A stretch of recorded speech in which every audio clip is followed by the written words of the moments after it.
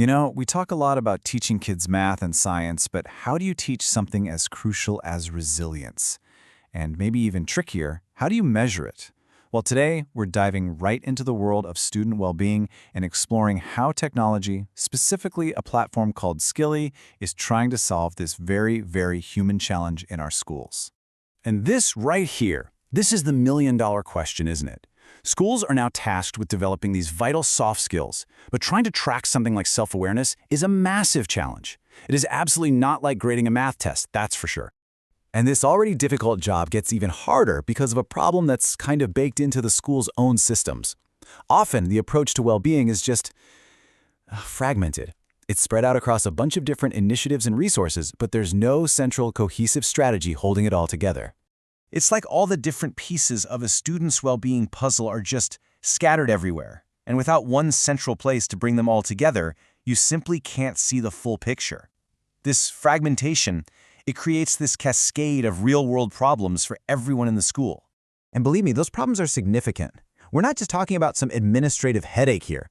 We're talking about burnt-out teachers juggling a dozen disconnected systems, students getting an inconsistent curriculum, and school leaders who are basically flying blind with no real data to know if their programs are even working.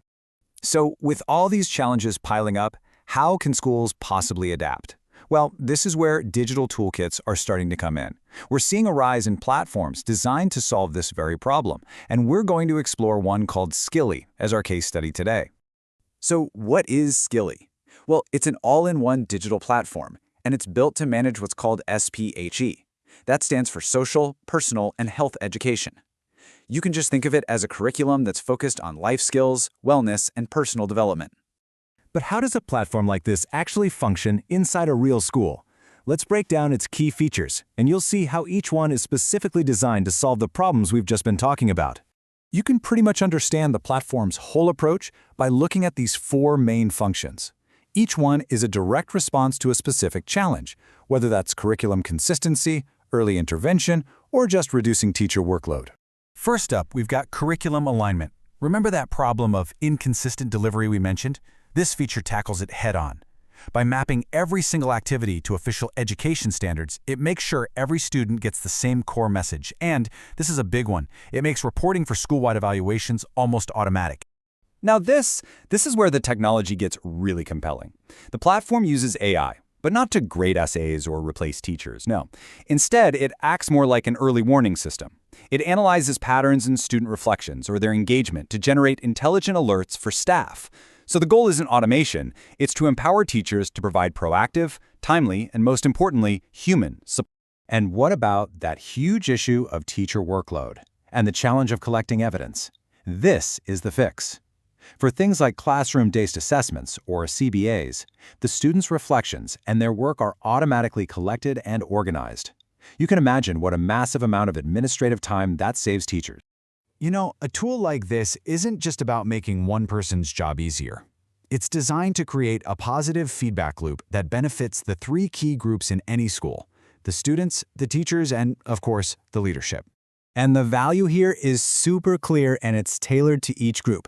For students, it provides a structured way to develop and actually track their own soft skills. For teachers, it saves a ton of time through centralized resources. And for the leadership, they finally get those measurable, real-time data points they were missing before.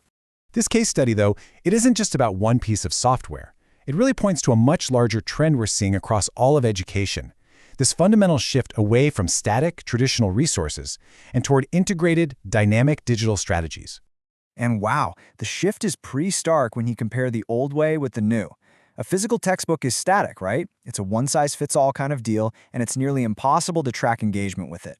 But a digital platform, it's dynamic. With a constantly updated curriculum, you get real-time progress monitoring, and it has the flexibility to adapt to different student needs. Of course, the big question is always, how does this work in a real-world school budget? Well, these platforms are designed with that flexibility in mind. They can actually replace textbooks, which means they can often be funded by existing grants. They're built to scale across different year groups, and they can work whether a school has one-to-one devices or just a shared computer lab. So ultimately, this all represents a fundamental shift in mindset. It's about moving beyond simply delivering lessons on well-being and moving toward actively tracking, measuring, and supporting it with tools that are powerful enough for this incredibly important job. And this brings us to our final question. As AI and data become more integrated into these very personal areas of a student's development, how do we strike the right balance?